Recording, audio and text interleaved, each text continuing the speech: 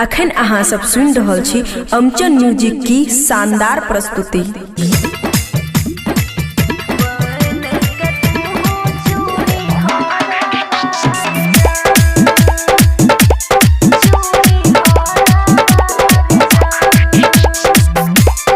खुशी recording studio बलुआहा। जाई छियो सुने हमहु पिया के नगरिया रे, पिया के नगरिया रे।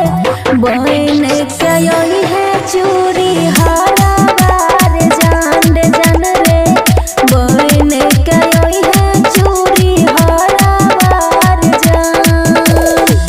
लाल रंग लगे है ससुर के दुआरा वारे, ससुर के दुआरा वारे। बहन के तू चूड़ी हराबार जान रे जान रे। बहन के तू चूड़ी हराबार जान। बहन के तू चूड़ी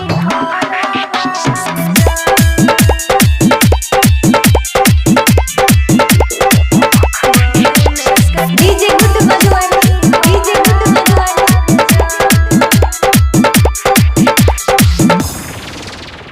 चूरी चूरी नाम से तू दी है आवाज लगाई रे।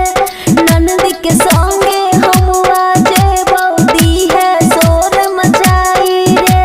दिल से यहाँ निकलतो तोरा, आँख से गिरतो भट भट लोर। जीवन कितना खेल खिलाबै भगवान बन जाय छै कठोर। कोना के कहबै छी सुने मोर लभरावा रे, छी मोर लभरावा रे। बहन कयोई है चूड़ी हराबार जान रे जान रे।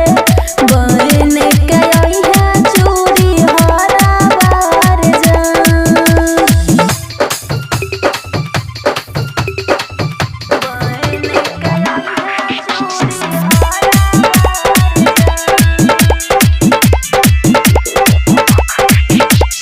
डीजे गुड बजवानी, डीजे गुड बजवानी।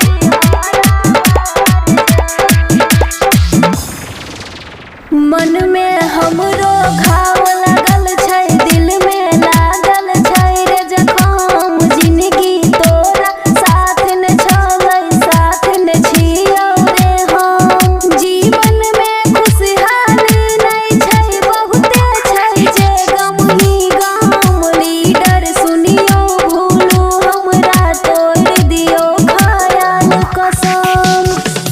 कहो दीपाली लौट जाई है सुन घरवा रे, तू सुन घरवा रे।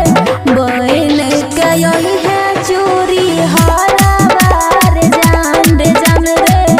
बहन कयोई है चूड़ी हराबार जान। खुशी रिकॉर्डिंग स्टूडियो बलुआहा।